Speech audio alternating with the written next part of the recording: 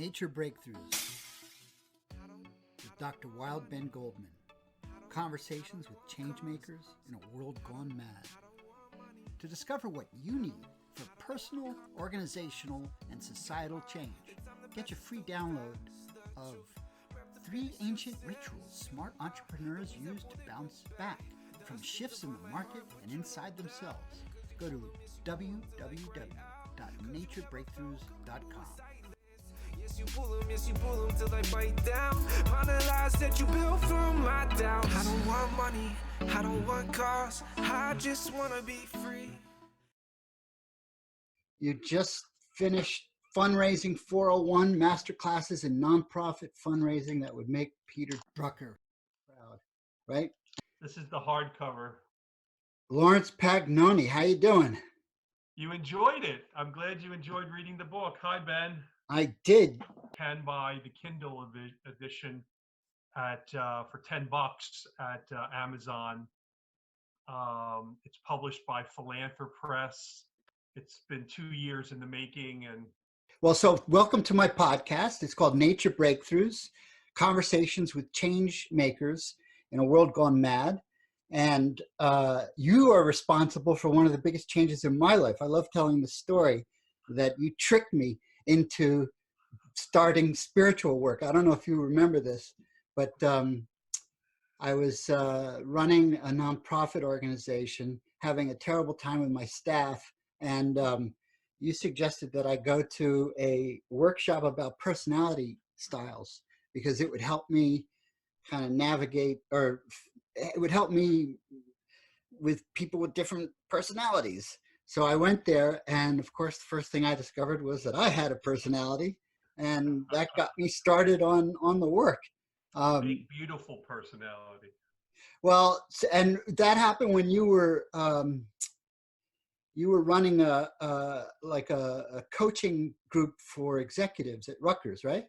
Exactly, the Rutgers Institute for Ethical Leadership, went to the business school, and it was a great experience. And the whole idea is that, and it's a similar idea behind the fundraising 401 book, is that reflection makes you a better person, and the reflective executive is more ethical, more performance oriented, more other centered. And this fundraising book, Fundraising 401, is about how to think about fundraising in a deeply reflective way, which is what Peter Drucker taught me. So I'm just passing it on. I'm a pilgrim passing it on. And you knew Peter Drucker personally, right? I was a Peter Drucker Fellow when I came to New York in 1991 from Richmond, Virginia. And I met Peter Drucker. Actually, I'd met him years before in Wilmington, Delaware, when I was a Catholic high school teacher. And my students were bored, high school students were bored out of their minds. And I went to a nonprofit conference sponsored by, at that time, it was called the Center for Volunteerism. Now it's called the Points of Light Foundation by the federal government. And Peter Drucker was taped in by video. And I thought, wow, I never heard of him. And I started reading his book, The Nonprofit Organization, How to Be an Executive Director. And then when I moved to New York City, I got a pamphlet in the mail for the Peter Drucker Institute. And I applied, and I was young and fresh then, so they were interested in me. And I became a Peter Drucker Fellow, and it was about an 18-month program, if my memory serves me right. And it was headed by the very famous Francel Hesselbein, who was the CEO who put the modern version of the Girl Scouts on the map.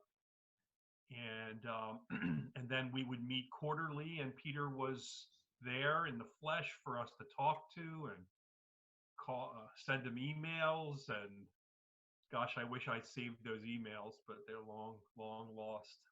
He's most famous for his expertise about management in the for-profit sector. Um, That's right. and so, why? Like, I know that your specialty is the nonprofit sector. What?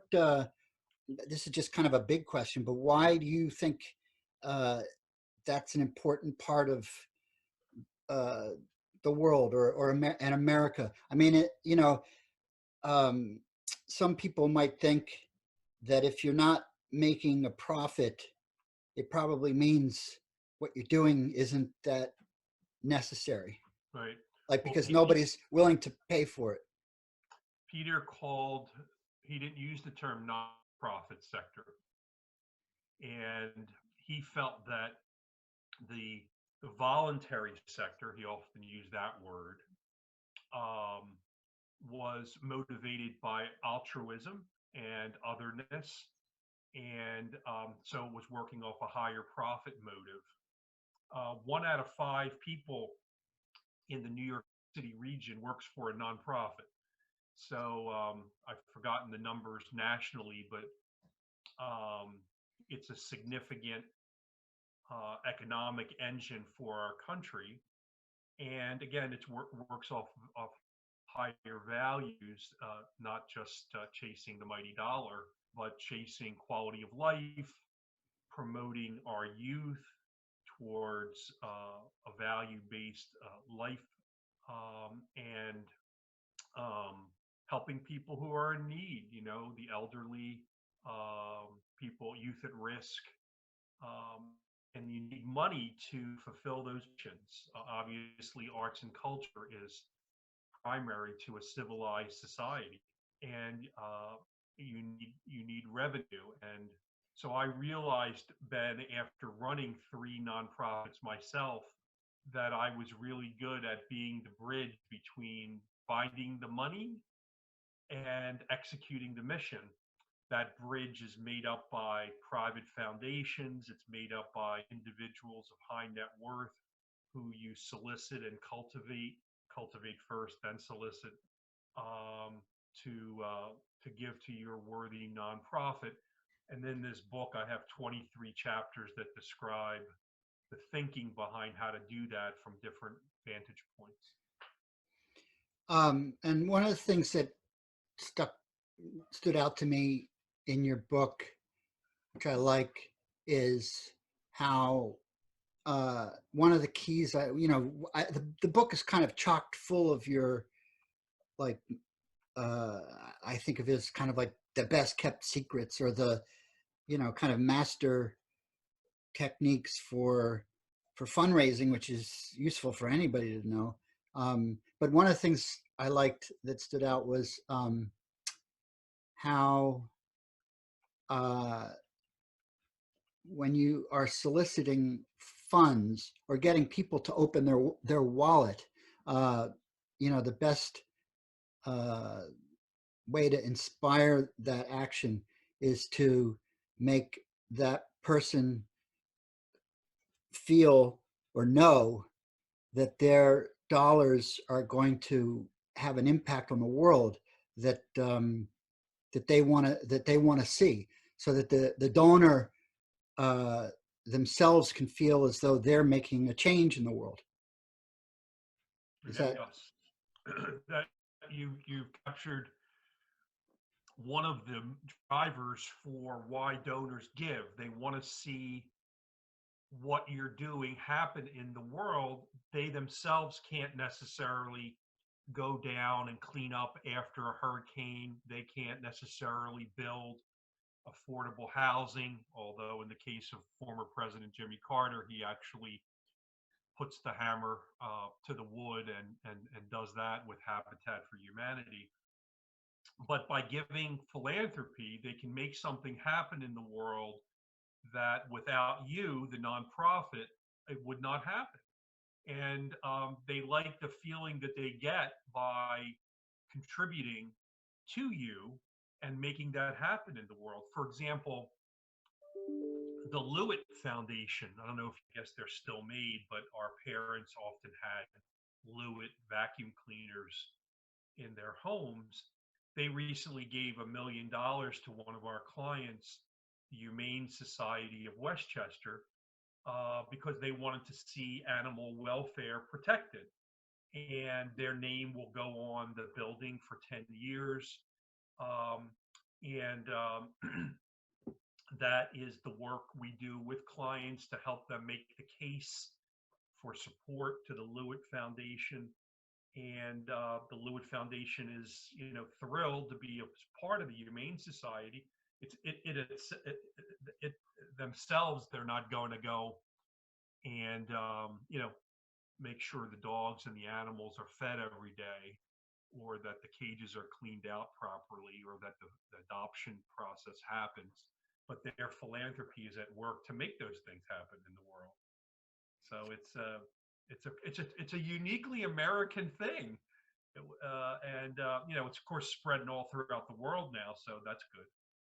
And it's American because, well, for several reasons, but one is that, of course, that the tax code is written for that purpose, and I'm sure you know all about the history of that, but it's kind of, I find that the history pretty interesting, which is it was driven, by wealthy people who wanted who leveraged the government to find another way to keep their money, basically. I mean, and it has a good side effect for the community, but it was really created to benefit upper, the elite. And I mean, I guess I have that question for you. How do you feel about?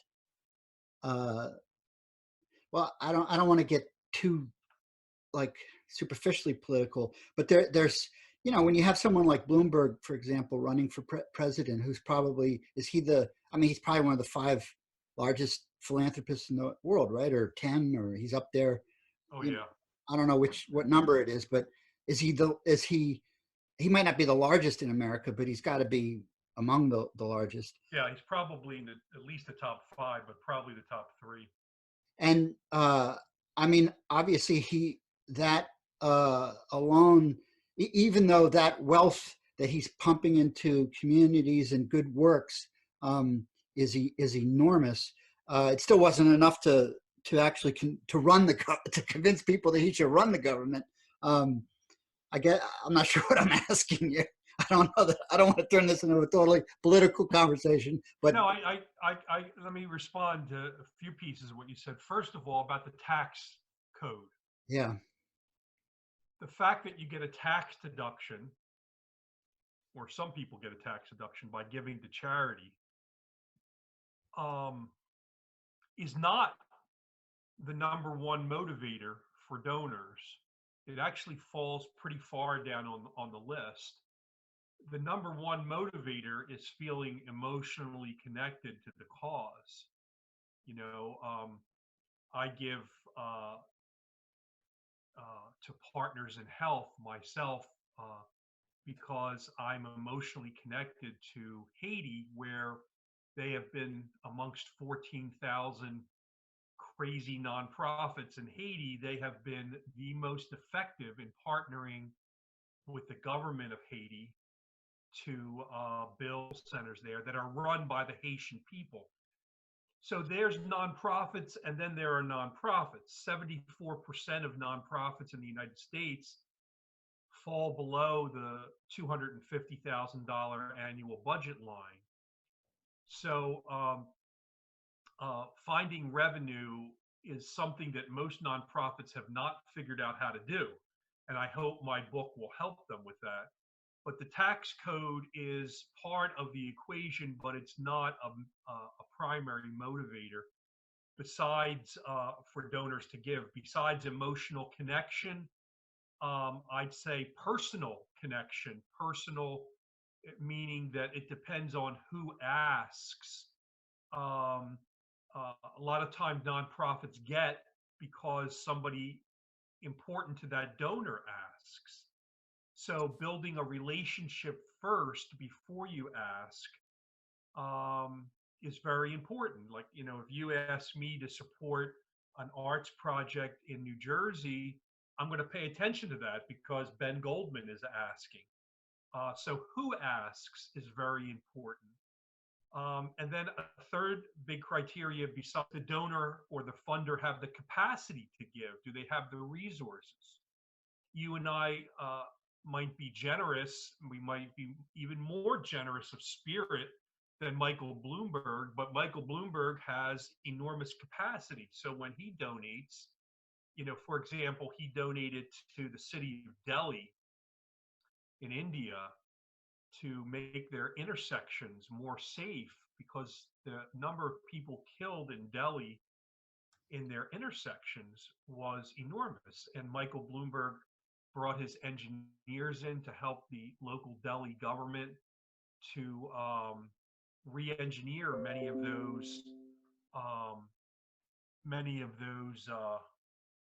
intersections, and it helped him. It helped that he had the philanthropy to pay for the plan, and he paid for that. And as a result, a lot of people's lives are saved because they have safer intersections to get across and traverse.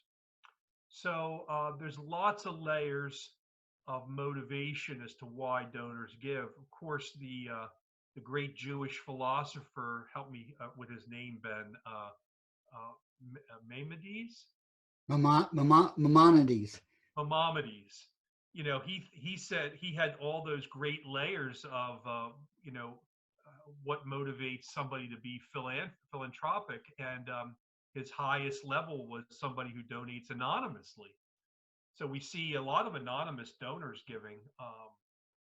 So the tax base is part of that, but it's probably pretty further down than people would think. Well, we were talking about like American exceptionalism, why it's different. That's why I mentioned the tax code. I don't know how different the U.S. tax code is from other countries, but the other part of the difference with America, of course, is the people that here there's less, there's kind of an ethic that is less government focused. So in other countries, the government plays a bigger role in providing, what they call social net type functions. So that's another reason I think it's different here. Is the philanthropic sector larger in the United States than in other countries? I mean larger as a percentage of the economy. Oh, it's significantly larger than any other country. We're currently at $424 billion a year in charitable giving, probably headed to 450 billion this year. The vast majority of it comes from individuals, followed by government, followed by private foundations. If you go to givingusa.com, you could see the latest study there. As a percentage of gross national product, it's the highest of any country in the world, by multiples of 3 or 4. That's interesting. But you're right to point out that government's role here is less. And I've never seen a study that by country looked at, if you considered the government's contribution as part of the philanthropy, where we would be, that would be a more even assessment. I wish our government did more than it does. We do a fair amount, but we have a lot of room for improvement. There's two things that I find fascinating in the sector. One is being motivated to donate because of the referral, and the term of art that I was fascinated to encounter when I was a nonprofit executive was moves management. It sounds so like Machiavellian, but the way you talk about it in your book, I found fascinating. Part of it is how well, I don't want to say this is another aspect of it, that there's a kind of spiritual aspect of it, but there's that it all takes like its own time, and so you can't rush it. And so the moves, the management of the moves, of the steps of the the degrees of separation that it requires to get to somebody is kind of enveloped within a process of the maturation of an organization, and it's an art and a skill, and you go deeply into, you know, but how it's both a scientific, there's a science to it with metrics, but there's also, you know, an art to it, and if you rush it, it doesn't work. That's right. Because ultimately, nobody has to give. You don't have to write the check to your local soup kitchen. I don't have to write the check to pay for the uniforms for my local soccer league for the kids. Um, the government doesn't have to underwrite arts and culture or Channel 13 PBS. Um, Ultimately, it's a free gesture. Um, I remember actually something you pointed out years ago, that one of the dirty little secrets of the nonprofit sector is that our largest source of revenue is not unearned revenue, philanthropy, but it's earned. Nonprofits are fee for service based. They charge, the parents pay for the daycare, or they pay tuition at the school, or they have a contract with the local health department to deliver whatever services that are healthcare based or community based. And unearned income, that 420 billion in the United States, is much smaller than earned income. So Earned I don't earned deal with income. Sorry, earned income. Yeah, earned income in the nonprofit sector. right. Yeah. I don't deal with earned income in this book. I only deal with unearned income, philanthropy, because that's my specialty. But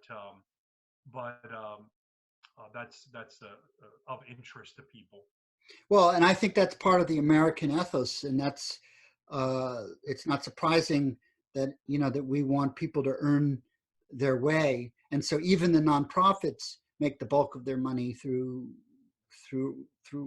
paid for services. Right, enterprise. Right. And in fact, that can be uh, something that adds credibility to convince a donor that those services are in need.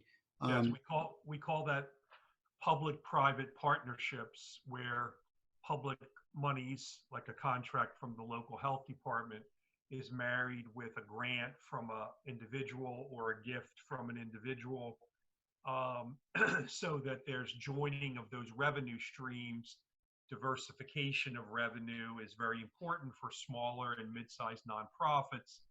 Ironically, it becomes less important for very, very large nonprofits. Um, but you mentioned moves management. So that's a fancy way of saying that a donor is not someone who gives once, but who gives repeatedly, because their interest increases in what you're doing. And as they age, as we age, we have more resources to give. So people above age 60 are by resource allocation more generous, or more, they give more money to charities than people who are younger. And that's not, you know, a character assessment, that's just a capacity of resources assessment. But moves management is based on cultivating their interest and keeping their interest up. I want to tell you, you know, that we need new shirts for our youth soccer league. Yes, you gave to that, but now I want to tell you that 3 of our students got a college scholarship because of their voluntary involvement with our soccer club through the National Soccer Association. And their pathway to college is more secure because you bought that T-shirt way back when. Now, would you double your gift so that we could help the kids behind them? See, so our job as fundraisers is to keep explaining the value proposition of what the first gift did, so that we could get higher gifts as you age. I read something recently. I don't know if it was in your book, that forget how it went, but that um, it's like the best way to convince someone to give money is, um, well, it's a psychological thing that someone's more likely to help you if they've already helped you.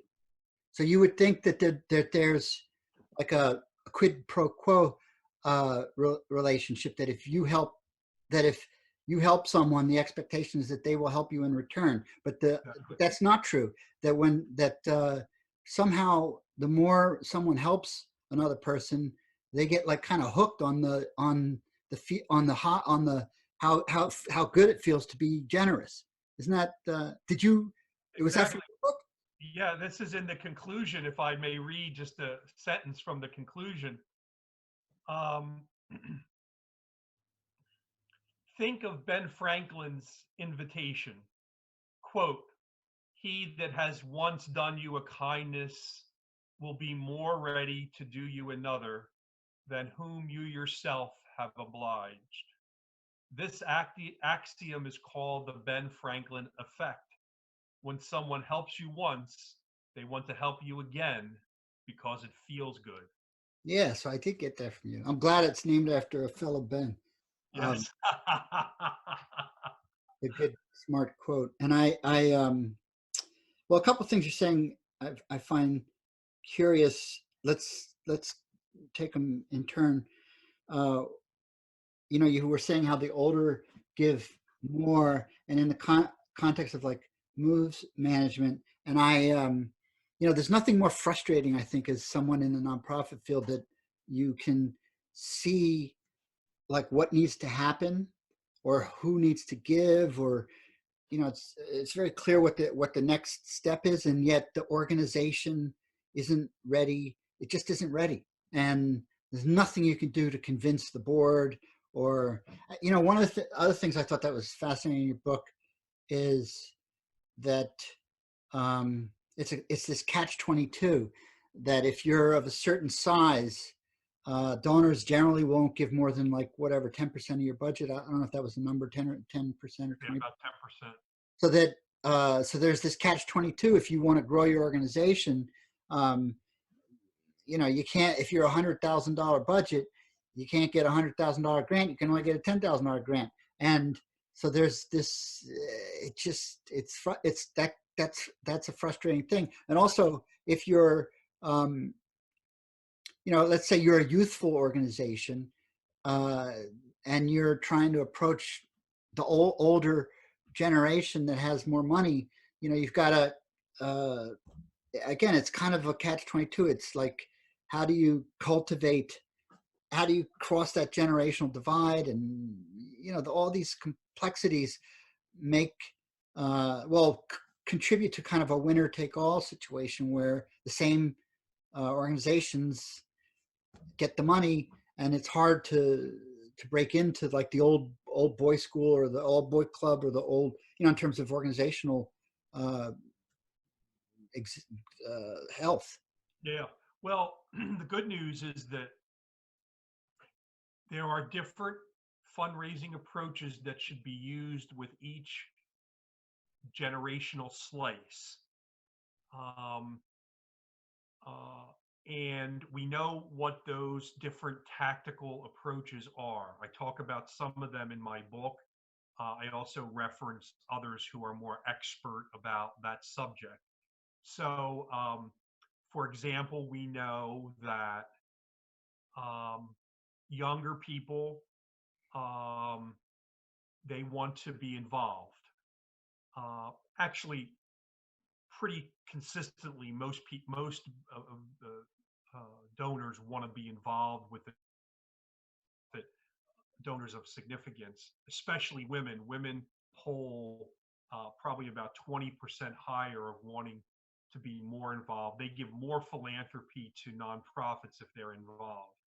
But we know within each generational segment, fundraising tactics that work better for each one. Of course, there's plenty of exceptions. One best practice overall is the integration of social media email strategy and snail mail, postal mail. Some people say, postal mail has died. That's complete non appeal letter or an attractive calendar. Like this morning, I was at a friend's office, and they had a calendar on the wall of beautiful dogs, and it was from the Humane Society, and we were flipping through talking about the Humane Society. That kind of emotional engagement happened because a physical piece of mail went out from that organization, and here we were, three people standing talking about it. We weren't standing around an email opened up at our desk talking about it. So there's a physicality to direct mail that still is a magical part of fundraising. For a lot of people, they save the envelope to when they have more money to give. They stick it in their checkbook. So that physicality often proves to be a trump card in direct mail. So generational giving needs to be paid attention to. The other thing I'd say about uh, giving overall is that a smaller nonprofit, why it seems like they may have a disadvantage. So let's take your example of the $100,000 organization that, by the principle of proportionality, may only get a large gift of $10,000, 10% of their overall budget. If that same small organization were to come up with a growth plan, maybe the growth plan is 350,000 or 500,000. They can use that growth plan to fundraise off that growth plan and not just fundraise off their $100,000 budget. And I think actually you were quite masterful in growing the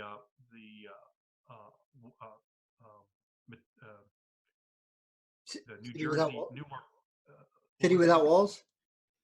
Say it again. City Without Walls. City Without Walls in Newark. You were quite masterful in growing that based on developing a growth plan and showing people where their money can go if we had it. So you don't just have to stay within the constraints of your current budget. You can show where the road, making the road by walking, and where you're headed, and the funders and individuals will fund that vision. And that's a beautiful thing, and that's fundraising. And that's why planning is so important to advanced fundraising. Because if you don't have a future growth plan, you're going to under fundraise. And that's why the executive is the chief fundraiser. And the more visionary the executive, the more likely there'll be. Well, it's a combination of visionary and practical. More likely the growth will happen. I'll never forget interviewing for the Jersey City Museum, wanted a new director, and I was giving, I guess, examples from in my interview, major New York arts organizations strategies, of major arts organizations in New York, and the board members were like, "Yeah, but this is the Jersey City Museum," and I was like, "Yeah, like it's the Jersey City Museum," and I was trying to get them to see that there was a possibility for it to be something much greater than it was. And well, they didn't. Instead of hiring me, this sounds sour grapes, but it's just sad. They hired like someone with curatorial skills, and they folded like within a year. That is, I'm glad you mentioned that, because fundraising 401 is all about the power of how you think. So in that case, you challenged the institution to think differently about that. And that's why I wrote this. This is a book about how to think about fundraising before the how-to books. There's plenty of how-to books out there, and they're all quite good, or most of them are quite good, but there's nothing about how to think about fundraising, and this is the space that this fills. Um, thinking about thinking is very powerful. The ideas you have are the ideas that you live out, and we know that from our own physical well-being to our mental health. And an organization is an organic being, just like you and I. It's actually a much more complex being because it's made up of all of us coming together. So there's complexity, which is you and me adding complexity. And that's why, the Enneagram, the studies that you mentioned before, have been so important in my fundraising, because I'm able to craft messages to donors, to nonprofit executives, that they can hear based on their egoic predispositions. Although I failed miserably on Monday with a nonprofit CEO I was meeting with, I think I tripped all her egoic defense mechanisms. So even when you've been at this for years, you still don't always, you still have an off day. But thinking is very powerful. That fascinates me. I wanted to kind of get into how, I know spiritual work is very important to you, with mindfulness and all kinds of things you've introduced me to.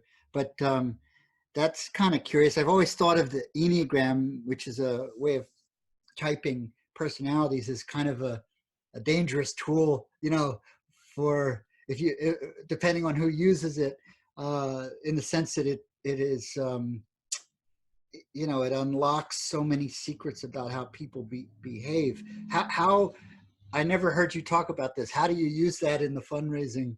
And you don't write about this. That's going to be fundraising 501. You're going to talk about how to use the Enneagram for uh, well, it's how do you do that ethically, and how does that work? How do you? Yeah. Well, actually, let me just look here. Um, chapter chapter 3 is me coming a little close to the answer to your question. Chapter 3 is called "People Are Who They Are Unless." Right. No, I love that chapter. Was great. Thank you. So I don't ever want to stereotype somebody as saying, "Oh, they've been an a-hole in the past and they're going to be an a-hole in the future." Um, I've been an a-hole many times in my past, and I've changed and grown past that. And so I don't want to ever stereotype somebody as being a certain way. Um, However, we all are terribly predictable, aren't we? Because of our egoic structures and the defense mechanisms that we learned from the past, mechanisms that we learned for how to survive when we were younger, that no longer work as adults. And our job as adults is to move past those survival mechanisms of our youth. And so as a fundraiser, I've tried to become more artful in understanding human behavior, to see the fears that drive people or the defense mechanisms they have to protect themselves. Because, let's face it, fundraising is about money, and money is one of Freud's basic taboos in life, right? Sex, death, pain in everyday life. These are Freud's fertilizers for growth. But so you have to deal with those taboos. What do you think about money? What were you taught about money as a child? Were you taught to be thrifty? Were you taught to be a spendthrift? Were you taught that money was an ultimate value? Were you taught that money is much secondary to love? So all these thoughts, people comes with predispositions about money, and the fundraiser has to be conscious of that, and listen deeply. Listening is the fundraiser's main tool with foundations and with donors, and even with government. We have to listen to their priorities. If we don't like their priorities, then we should find other funders and donors who are in line with our priorities. You don't accommodate all priorities just because that's where the money is. You have to make decisions about what's the best fit for you. But there are tools like the Enneagram, enneagraminstitute.org, I believe is one of the websites that I'm most familiar with. But if you type ENNEAGRM, you'll learn about that system. It's a ancient system. Of course, there's more psychologically informed systems like the Myers-Briggs type indicator, or more career-oriented systems like the DISC, D-I-S-C. But I think that it's helpful to understand human behavior, and that's what I'm trying to get at in chapter 3. People are who they are unless. And the unless are the intervening variables, right? Exactly. Um, Can you remember any of the intervening variables that I talk about? Oh boy, this is the test. I think. Well, yeah, I think so. Crisis would be one, and Crisis is always one. If you're reflective about it. Some people go through crises.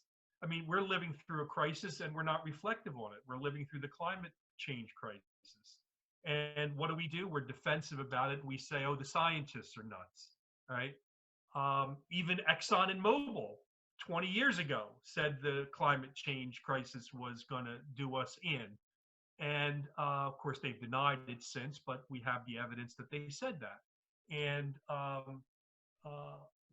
so even a crisis isn't necessarily an intervening variable. It's only if you choose to use it well. And I can Divorce remember. was a great intervening variable for me. It's what? Divorce. Oh, divorce. Living through a divorce, learning about yourself, learning about the other person's view of you, and how that may change in your life. So divorce, some people stay frozen after a divorce. Some people grow after a divorce. It all depends on how you use it. You were divorced? I didn't know that. Yes. Huh. When was that? In the 2000s. Really? 2000s, yeah. I never knew that about you. You kept that secret. Yeah, that was a big change point for me too. Well, I didn't keep it secret. I just moved past it, and it no longer became a thing to talk about in my life. But it was a thing to talk about for those 2 to 3 years after. Let me tell you. I'll bet. Yeah.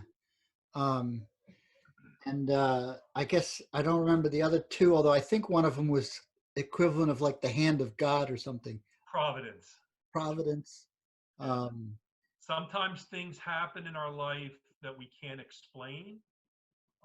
Like my spouse and I adopted 2 foster care kids, brothers, and unexplainably, one of the kids is built emotionally just like me, and the other kid is built emotionally just like my spouse. And it's kind of eerie because we find ourselves learning. It's like looking at a younger mirror versions of ourselves. And so what's to explain that? We adopted 2 strangers out of the world, and they become our great teachers, if we want to look at them. If we want to look at them. What was the third? Let's see. So Providence, crisis. Conscious choice. Conscious choice. I'm sick and tired of this. Yeah. Sick and tired of being angry. There's got to be a better way.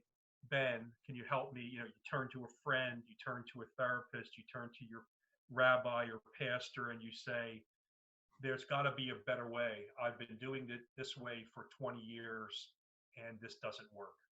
And so those are perfect. Well, this is your wisdom. on change, and how does that affect fundraising? Well, so I said earlier that 73 or 7 budget below 250,000. Hello, if they don't do things differently, if they don't say there's got to be a better way, we need more money to fulfill our mission, let's find a better way. Let's talk to Laurence. Let's talk to the United Way in my local community. Let's talk to the foundation officer that funded us one time. What is a better way that we could do this to better fulfill our mission? That moment of choosing to say enough, we deserve to have more revenue than what we have. If you feel that energy, then that's what the chapter is about: taking an intentional path to have more revenue. And another, I think, important insight that is in that you cite in your book, and that you've kind of very quickly mentioned already, is that a lot of people, when they think about um, prudent financial strategy, they think about diversification, and um, it's very interesting, as you point out, to see that in terms of wealth, the size of nonprofit, wealth generation in general, but it's true in the nonprofit community as well, that it's really the opposite that has fueled the growth of the largest organizational budgets in the nonprofit sector. Can you, and that's also a function of organizational maturation and these kind of change points and making strategic decisions at the right moment. Can you talk a little bit about that, about diversification versus growth? Yeah. Well, diversification is expensive. You need many moving parts. The more moving parts you have, the more wear and tear, the more labor, the more expense. So non-diversification, going with a dominant source of revenue and maybe a good secondary source, is just more efficient from a systems point of view overall. However, a smaller or a mid-sized nonprofit doesn't have the luxury to necessarily have a dominant source of revenue. It doesn't have the scale to attract very large giving, whether that big revenue source is the big revenue source, by the way, could be any revenue source. It could be corporate sponsorship. It could, let me see an example of a nonprofit who lives and breathes off a corporate sponsorship. I'm pretty sure the the American Heart Association corporate sponsorship is their dominant source of revenue. Or you could have a dominant source of revenue be large foundations. There's a terrific education nonprofit called Learning Matters that makes a lot of education content for PBS. And the largest foundations in the country, like the Annenberg Foundation or the Gates Foundation, fund them. They may have a dozen large funders, a dozen large foundation funders. So that revenue source makes sense for them. But a smaller nonprofit may not be able to have a dominant source of revenue. So they, try to get money wherever they can. They apply for a grant. They have a small list of people associated with their board who they solicit. They have an annual gala. They have social media fundraising. Like a lot of nonprofits scurry out on Giving Tuesday. I'm sorry, Giving Monday. No, Giving Tuesday. Giving Tuesday. Sorry. Giving Tuesday is the Tuesday after Black Friday, the shopping day. And then we have Cyber Monday and then Giving Tuesday. The idea is that after you shop for your friends and family, after you bought electronics, you should remember charity and the nonprofit sector. So Giving Tuesday is a lot of nonprofits rush to that, but they don't have a large social media platform. So who gets the most money on Giving Tuesday? The large nonprofits who have a dominant source of revenue online because they spend a lot of money building up that capacity. So with the dominant source of revenue, with the nonprofits that have a large one or two sources of revenue, you see that they spend a lot of money to build up their infrastructure. So they won't have just one or two social media people on their development team. They'll have 10 plus a contract with 4 or 5 different social media company who do different things. One does video. Video is king on social media these days, right? Another does marketing messages. Another does SEO assessment, rating, and evaluation. So with large nonprofits, say Charity Water, they're like king on social media. They've got a staff, a nuanced staff, a development staff, and social media that will blow your mind away.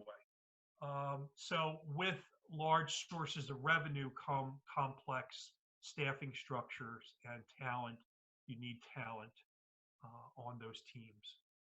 Is there an argument for the small nonprofit to, well, and to what extent do you see this happening where, there's been a kind of revolution, let's say in the, I don't know if I want to call it the science, but in a way, the science, the academic, well, in the field of entrepreneurship, where there's this, where it's very much a single funding source focus, where people, instead of any kind of a diversification strategy or a risk aversion strategy, it's like an all-in and building like these minimum viable products, and then pivoting to see how markets react. So it's kind of a nimble hypothesis testing way of growing, and it's become, it didn't exist when I began as an entrepreneur, but now it's ubiquitous. And I'm just wondering to what extent that's affected your field of fundraising and nonprofits, especially. I don't know if large, well, especially the emerging nonprofits. Yeah. Well, you're much more of an expert about entrepreneurship than I am, thank God. But let me say this: you've just tapped into what the reason that Peter Drucker is so important to this book. Peter Drucker did all he could to promote American entrepreneurism, and it was from Peter Drucker that I learned how to pilot something to see its viability. And that's part of what you're talking about. Before you get all boots in on an idea, a lot of nonprofits go 110 miles an hour from an idea to full implementation. In the book, I talk about piloting something. You think that people are going to fund this? Let's see. Let's pilot it. Let's do some feasibility testing. Let's do some interviewing. Let's try it for 6 months and evaluate. Direct marketers do this. They test different mail pieces to see which works best, and then they make decisions from that, and then they keep testing. So piloting and testing is part of how to think differently about fundraising, instead of just sending out a mailing and seeing how it does. That's what most nonprofits do now, and that's got to change. So how do people what kind of organizations do you work with? Thanks for asking. We work with nonprofits who are youth serving. They serve at-risk youth. They create affordable housing. They are involved with animal welfare. They're certainly involved in education. Where you live in New Jersey, the Cristo Rey Newark Prep School over in the South Ward is one of our clients. They have a 98% graduation rate. That's the poorest neighborhood in Newark, New Jersey, and 98% of their graduates are going on to college. That would have never happened without that school. It would have never happened without the Franciscans' values, and it would never happen without the fundraising that we do, from their gala to their grants to Jackie Ross, who's their development director, is just magical. It would never happen without private philanthropy. And because those kids they don't rely on tuition. The tuition that the parents pay there, I think we'd have to look it up, but it's a very small percentage of the overall revenue. So we represent nonprofits with a cutting edge mission, where the CEO really understands their niche, and where their case for support really resonates with funders and donors. They get it. They get why a kid from the South Ward of Newark should get this philanthropy.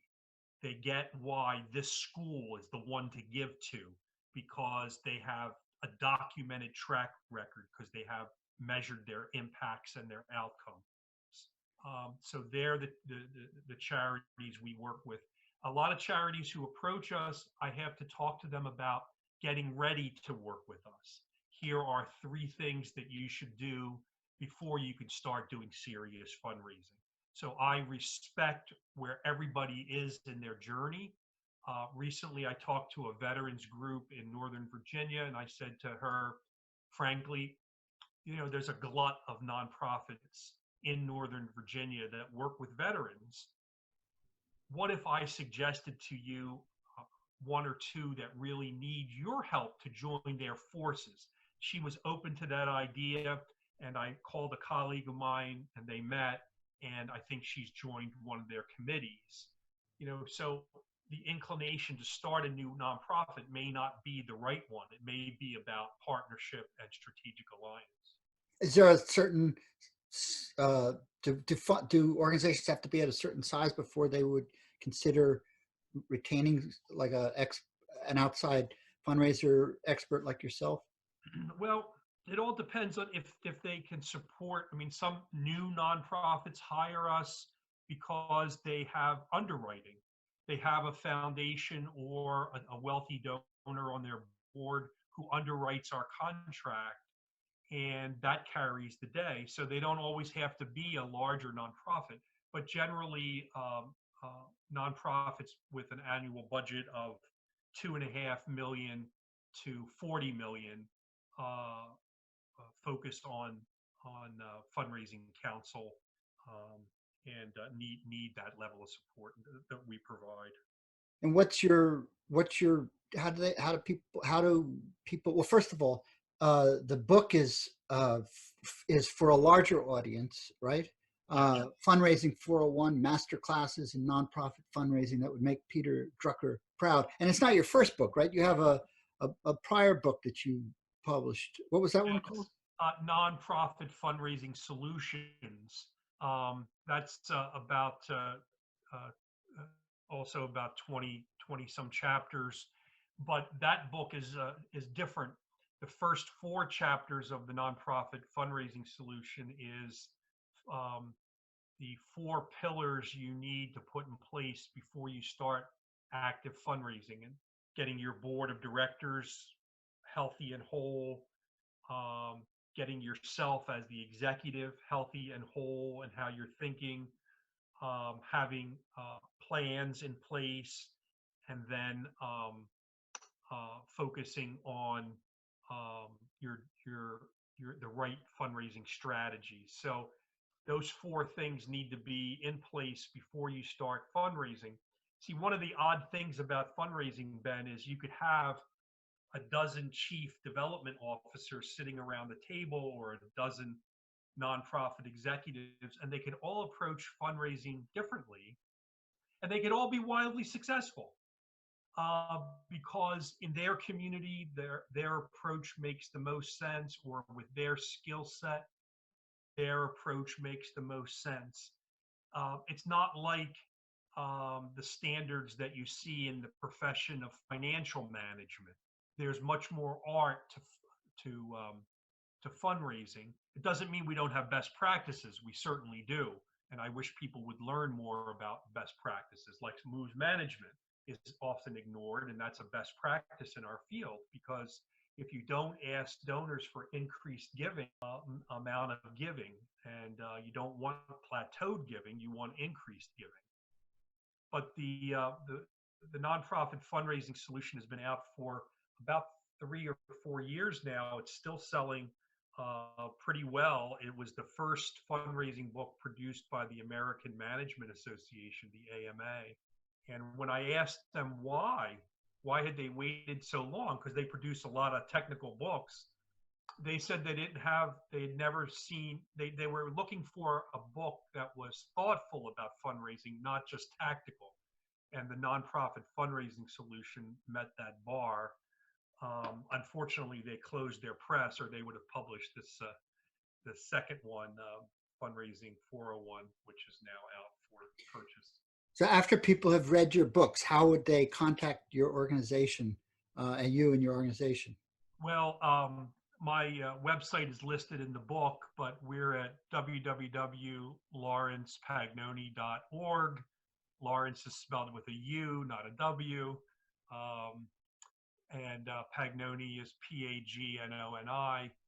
It's L-A-W-R-E, L-A-U-R E-N-C-E. Laurence Pagnoni.com? .org. Okay. But if you just go to Amazon and type in Fundraising 401 or Barnes and Noble, the book will pop up, and you could, it's probably a more memorable way to find it. Okay, great. A lot of people I have a free weekly blog that's read by, we're up to 29,000 readers. And it gives advanced tips on fundraising every Thursday morning. And you can sign up there at lapafundraising.com, LAPA fundraising.com, and choose the blog and put your email in there and sign up that way, and you'll get a freebie. You don't even have to buy the book. You can hear me every week. Excellent. Well, thank you so much for taking the time to talk with us about some of your masterful fundraising insights, and great to connect. Thanks for being interested. And I want to just do a shout out to my staff who helps me think these big ideas through, and to the clients who hire us, who really give us an opportunity to enter their world and help them transform and actualize their mission. And I also want to thank my family who, when somebody's writing a book, as you well know, we're a little cloistered. And so I feel a little freer now that this is out in the public. And I have my next book outlined, but I'm going to take a little pause before I start writing that. Thanks for listening to the Nature Breakthroughs podcast with Dr. Wild Ben Goldman. To discover what you need for personal, organizational, and societal change, get your free download of 3 ancient rituals smart entrepreneurs use to bounce back from shifts in the market and inside themselves. Go to www.naturebreakthroughs.com.